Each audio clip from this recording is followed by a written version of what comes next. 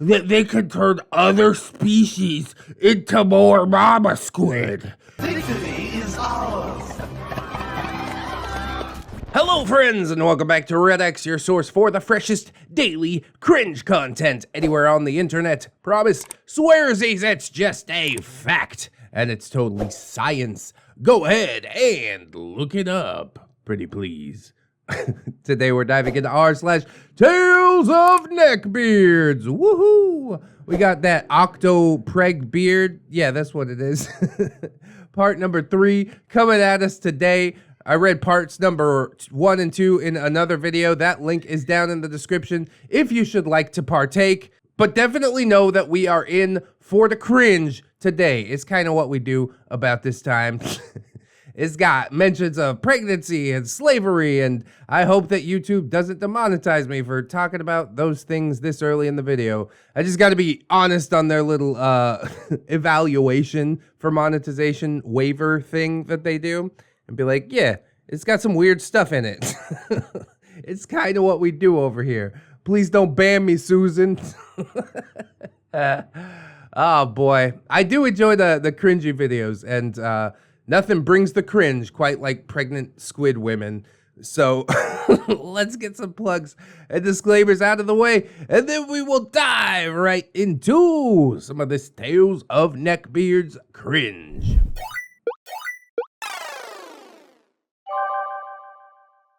Octopreg Beard, or Why I Don't Take Fetish Commissions, part number 3. Well, I'll give you a few good reasons why you shouldn't.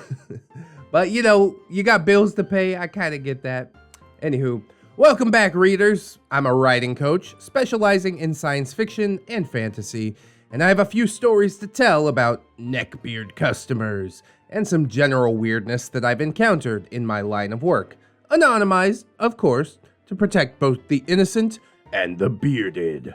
I am Anonymous Griper at your service, and we thank you for your service. Good Lord, going into the field, bringing back intensely uncomfortable research subjects. I appreciate it. Here's our cast list. OP, a specialist writing coach based in Wales, UK. Octopreg Beard, Octobeard for short. A customer of mine with a fetish for pregnant women. Specifically, squid pregnant women, I guess. Mama squids are Octobeard's fictional species. Humanoid, yet somehow boneless, victims of a virus that wiped out 95% of their female population and are now trying to repopulate. I had a pretty cool comment the other day that said that Kif from Futurama had like a system of fluid-filled bladders instead of bones, so maybe we could go that route with the Octopreg. Never mind, I don't actually want to see this fictional universe come into creation. So I'm gonna stop right there. I've said enough, probably too much. Let's dive into the story. I have a little more to say about the pregnancy side of the mama squid's world, but from here it starts to blend into their questionable approach to slavery. Uh-oh. Does it have to be slavery though? That makes a lot of people uncomfortable. Is this like part of the kink, I guess? Oh man. Octobeard was keen to tell me that the mama squid Are so good at biomedical technology that they can turn other species into more mama squid. And they use this technology to offer a new life on Carper to women of other alien species, including human women, in return for having them contribute to the baby-making effort. Oh, God. I don't like this, man. It's all about the tentacles for him, I'm pretty sure. Imagine a human woman with octopus tentacles grafted onto her skin. Is that sexy to somebody? I'm really uncomfortable. Before I pick all that apart, can I just point out that that fits in really badly with their wariness about dealing with other species, which he said they had after their brush with the space pirates. Also, if you can change one species into another, wouldn't switching an individual's sex be relatively easy? Ooh, OP.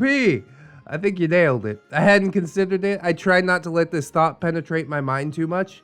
But yeah, absolutely. That's way easier, I would say. I have a consultation with Octobeard in the next few days, and I will check on that with him.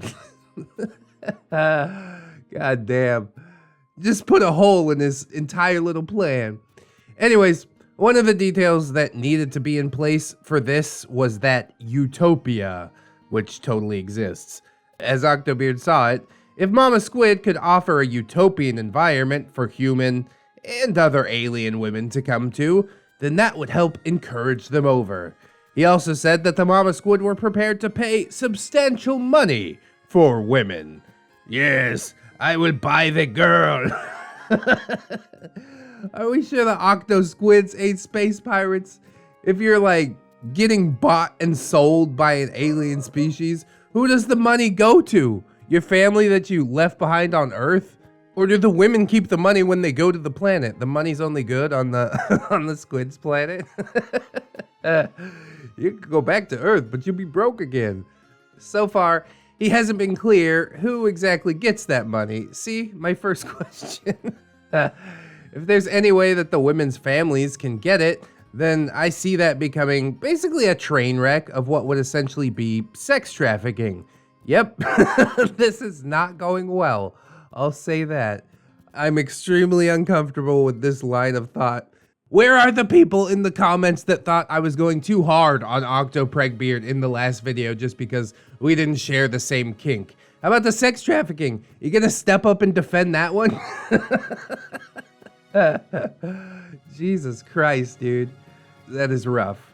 Either way, Octobeard was convinced that this would bring lots and lots of women to Carper. I was and am much less sure that women would be happy to do this. What sort of desperate situation would human women have to be in to want to just quit planet Earth entirely?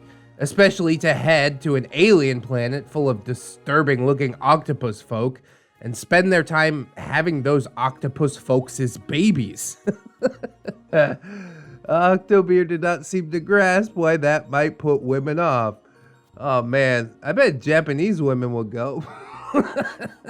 Yep, that's about it. You can have the whole of Japan, and that's it. I mean, that'll probably make Octopregbeard really happy, but this is really the only country that I know of that reveres tentacles in the way that they do. But anyways, let's move on, yes please, from human trafficking to the Mama Squid's creation of a subservient species. I'll call them the Barbs. Like Barbara? Hey, I'm Barbara. I'm your slave for life, so if you need anything. God damn it. At first, he told me that the Mama Squid once again used their biotech knowledge, this time to make the Barbs. He told me that the Barbs were less intelligent than the Mama Squid, and that the Mama Squid treated them well and used them as soldiers. Treated them well, used them as soldiers. Pick one. Yeah, I throw them into the line of fire, but we treat them well. It's so stupid, man. I questioned how well the Barbs were really being treated. If they were being sent to fight and potentially die on the Mama Squid's behalf. Or at least be stationed at whatever godforsaken outpost the Mama Squid saw fit to be their first line of defense. You know, OP and I have a lot of the same questions here. We are of one mind. He told me that the Barbs lack the intelligence to have any problem with this. Well, it's probably more accurate to say that he himself didn't see why it was a problem, since he's not very intelligent. The Mama Squid brought the Barbs into existence. Wasn't that gift enough? Or something?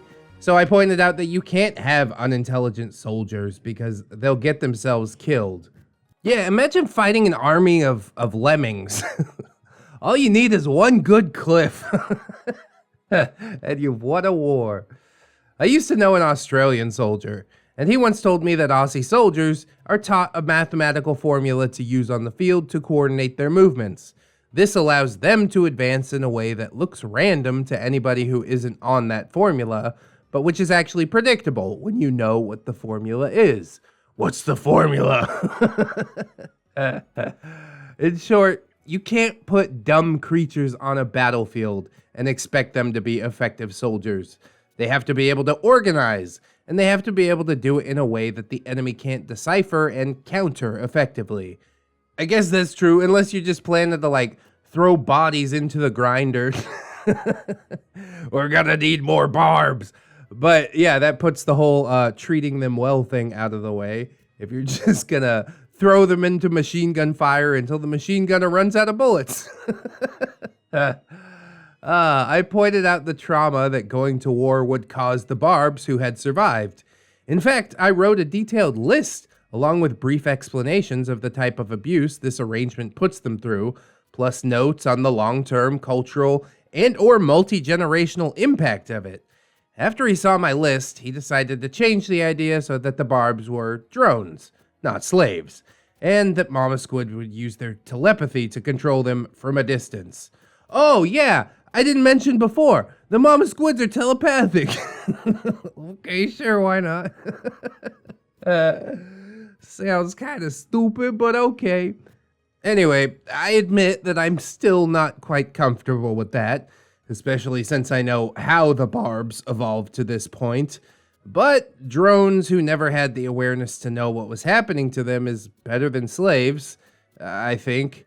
Well, that kind of brings up the question of, like, robot autonomy, you know what I mean? Do cyborgs have a soul? Again, we loop back to Futurama. And I don't think I know enough to have an answer on that personally, but an interesting discussion to have, perhaps. So, yeah, that's pretty much that, for now, at least. On to the next delightful topic that Octopregbeard vomited up with this species, eugenics. God, dude. Again, where are the people who was defending him in the last video? Sex trafficking and eugenics. Look at your hero now! Like, oh, it's so wrong to laugh at him, ReddX. Bro, this is creep shit what's going on. I'm well within my rights. I didn't launch a witch hunt. I didn't try to get his social media or his Discord or whatever. I'm just laughing. But the more we go on, the more that I think, God, he really does deserve some sort of retribution. These are horrible things to write about. And if you're writing about him, that means you're thinking about him. Oh, God, dude, I can't. I've got to take a deep breath. Okay. Octobeard said that the mama squid considered biology fascinating, and their biotechnology was their preferred art form. They looked at other alien species and saw a canvas, just waiting for them to add their own artistic touch. Oh, God. Okay, Joseph Mangala. What the fuck? It's just getting worse and worse. Like, I guess it might seem normal in some context, but to me, it's really creepy, really uncomfortable. We're only just getting into this now, but again, reader, I ask you, does this not give you at least some eugenicist vibes? I've worked with Octobeard before on other projects and have never had malignant vibes from him before. So I don't think that this view comes from a place of supremacy, but I still find it really uncomfortable, especially with everything else that is going on in the Mama Squid's world. Yeah, this is super weird. I'm surprised you have worked with him before and it was normal up until this point. But all I'm saying is, you never really know somebody, you know? Perhaps he just kept all this well hidden from the world. Or, you know, maybe he just wants to graft a tentacle onto his nipples or something. I don't know. If you're confused about why the mama squid look at other species and think, ooh, art time, when they're supposed to be wary of other species because of their history with the space pirates, then you're not alone. I wonder that as well. Those are the big ethical issues that Octobeard's brought into this commission, but I have a few little extra things to tag on to the end, so here it goes. Ooh, bonus cringe. Let's get back to that telepathy. There's so much that you can do with the idea of a telepathic civilization. How does it work? What are its limitations? What impact does it have on confidentiality, privacy, shame, compliance with or breaking of laws? How fast can they transmit information? Could you instantaneously educate a class of mama squid children this way? And yet, while they are telepathic, Octobeard has relatively little interest in what this skill actually means for the mama squid. Yeah, the only thing they could do is control these drones. Basically, they found out they had these telepathic powers that didn't do anything except move this extremely specific combination of metal alloy. And so they built drones out of that metal alloy. So now they can, yeah, that's the only thing their powers do. The end. Close the book. Really boring and weird, but okay. Then there's Octobeard's offhanded comment that he made once that the mama squid have a matriarchal system. I think he threw this in to make the whole mass pregnancy thing look less like The Handmaid's Tale. But just like with telepathy, he didn't give any of that very much thought. We have little real-life information to use to guide us when it comes to matriarchal systems. But some anthropologists suggest that such a society would be more egalitarian than ours, with excellent social support system, and that our societies would remain relatively piecemeal with clans or families being the primary social unit. Marriage and child rearing would possibly be different as well, with both the husband and wife staying with the clans and with dads having a relatively distant relationship with their own children. Instead, the father figures would be uncles or older brothers or grandfathers from the clan. The excellent social services support sounds wonderful, but everything else I'm not going to comment on. There's more to matriarchal societies than I've said here, but you get the point. The impact is potentially very far-reaching. Let's just model it after hyenas. There you go. If any of the lady hyenas see you getting a boner, then they bites it. And that's hyena society for you. I hope that helps you learn. Like I said earlier, I'm going to have a consultation with this client within the next few days. He's been unable or unwilling to integrate my feedback about the elements of his world that I've talked about in this saga, and he wanted some one-on-one time to work it all out. So I'll update soon to say how all of that went. Swimmingly, I'm sure. However, I do have some ideas that I'm going to bring up to try and keep as much of what he wants intact as possible. What a soldier. I'd just be like, burn it down, bro. It ain't no good. But I guess that's why OP makes the big bucks.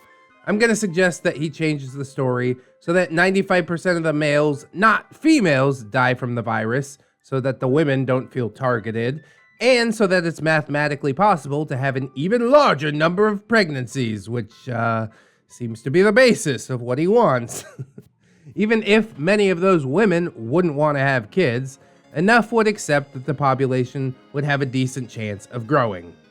I'll also ask why having slaves or drones or whatever the hell he wants to call the mama squid's servant race is so freaking important to him.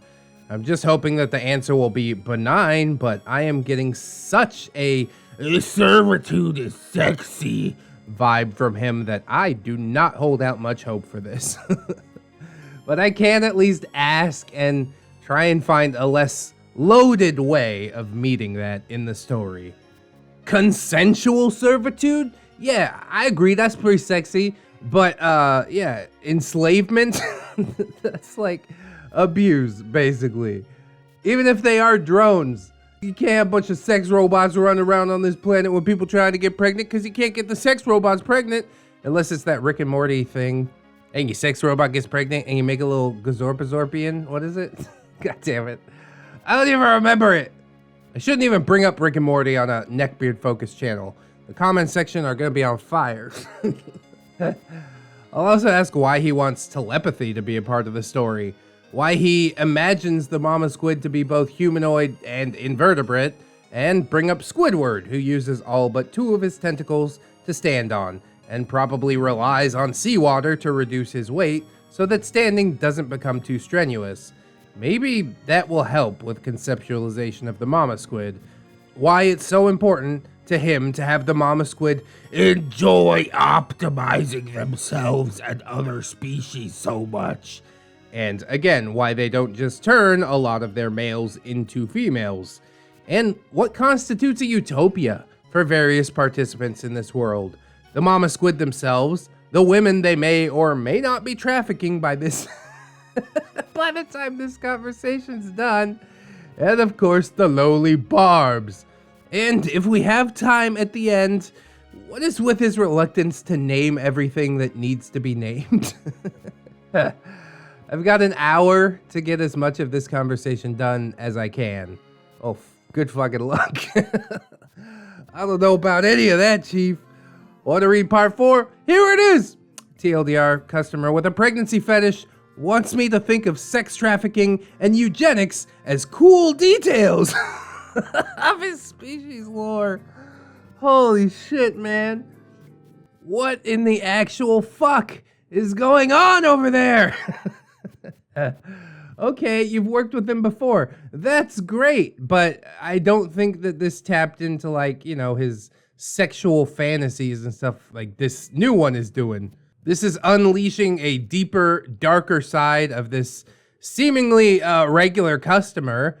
I'm not sure if you want to tangle with it, OP. This is some really gross stuff that's going on. You can take that to the fucking bank. I have the highest tolerance for cringe.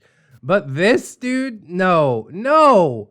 Please make it stop. I don't understand at all. It wasn't even as funny as the first part. The first part, I'm just like, haha, he's a weird guy. And then the second part comes in and I'm getting those creep vibes. I'm like, Jesus Christ, dude, he's not just weird. He might be dangerous. Like, these are horrible thoughts to be harboring within your own head. What is going on here? Just like I asked you in the Taboti Saga OP, is it worth the money? I'm sure we got plenty of people watching the channel or in the Discord that need help with their writing. They would be happy to help you. Patreon link is in the description. You can hit her up on Discord. She's the Jerry Consultancy. You don't gotta take money from people like this. That's all I'm saying. This is not good. This would make me so uncomfortable. Block in no time at all. I can't do it. I can barely read it. Jesus. But on some level, I gotta admit, I did enjoy it. I will be back to the cringe watering hole. And I hope that you guys enjoyed it as well. If you did, I hope you'll like, comment, and or subscribe. That's super important. Maybe share the video around. That's like super MVP play 2. We got links in the description. The 3 Ps, podcast, plugs, and playlists. Woo! And my social medias, of course, Twitter, Discord, Facebook. Come on through, say hello. I would appreciate it. And of course, my gorgeous, wonderful, beautiful, generous patrons. Oh, I would like to thank them all. So thank you very much. Robert Weeks, Baron Leggy Pants, Jarhead Jerry, River Jerry, TSM Kirby, Alexis Smith, Delicious Jelly Donut, Captain Clown Jerry, Hong Kong, Cinnamon Susie, Fire Drake, Giggle Jerry, Hee Hee, Hey Jerry, Livingston, Fire Bomber, the Jerry behind the slaughter, Sundere Jerry. Oh, that's a new one. Somebody changed their name. What's going on here? Princess Jerry, Aaron W, Anunnaki, Asian Persuasion Jerry, yeah, Assassin Pug Jerry, bang bang, Hicks and Grizzly, Bailey Joy, Bearded Jerry, watch out for that guy, Bitch Gremlin, Flameless Fish, Blip Bloop Jerry, Bip Bop, Camille Sarah, Cherish Kitsune, Commander Jerry Tank, Dinosaur Nightlight, Disposable Rifle, Aaron Lennox, Gypsy, Adrian BR, Heathcliff, Jasmine, oh, that's a new one too. Hey, what's up, Jasmine? The best Disney princess? A pimp named J. Chris, JM Coon, Jerry with the I, Jerry, the original Jerry, all hail to him. Jerry Satori, Jerry that's more Jerry's than the other Jerry's, and that's a Jerry fact, except for the original Jerry, who is, in fact, the original Jerry. John Hero, Simbu forgives if you're boofing is free, Kira M, Kitzikin, Miss Monday, Lexi Loves Jojo, Little Lone Wolf, Lord Rhino, Jax Rule, Vanilla Bell, Melgar the Destroyer, Mint Ip, Mirthful Baker, Mr. Jerry Prime, more than meets the eye. My boy that one, Nick, Natari, Lady Nix, Nightmare Jerry, Spoopy, Origami Jerry, Gotta Fool the Ball, Fan for the Pints, Jerrykins, and Jerry Beth. Sidestep, ReddX's favorite, Marble Jerry. It's like picking between your kids, man. Redwin, Rosemary Miller, Rouse Tower, Sided Drinkers, Right the Nest, Staples, Jerry. Stephanie Goodner, Side Acting Boomstick, Brilliant Tomago, Tabby Ogabaloo, Tater Fair, 10-Ton Monster, That Dr. Bug, The One True Fuzzy, Tripper, Womex, yet another different Jerry. That is true. Sierra Blacktail, 211 Jerry, a normal Jerry. I mean, both of those are normal Jerrys to me, except 211 Jerry, because he's been here a while. This veteran Jerry. Amara, Roxas, Banish Knight, Barbushka's Irradiated Jam, Cake Jerry, California Jerry Girl, hey, Carrot Jerry. Then we've got the original different Jerry, Delicious, and good for your eyes. In those 3. Chris Meska, Cinnamon Buddy Dog, Crip Jerry's, oh no, Cuban Jerry, Smoke Some With Your Dogs, Fun Jerry, Ghost of Alpha, Goose Says Honk, Jerry Bean, Yum Yum, Jerry the Great, hey, that's great, Jerry Zilla, Boys, KJW, Kachow, Crafty Kitty Cat, Lapichi Jerry, ooh, Life of a Guardian, Lillian Woods, maybe next time, Midnight Sun, Milkfed Jim, Miss Duchess, Naga Viper, or Jerry Cam.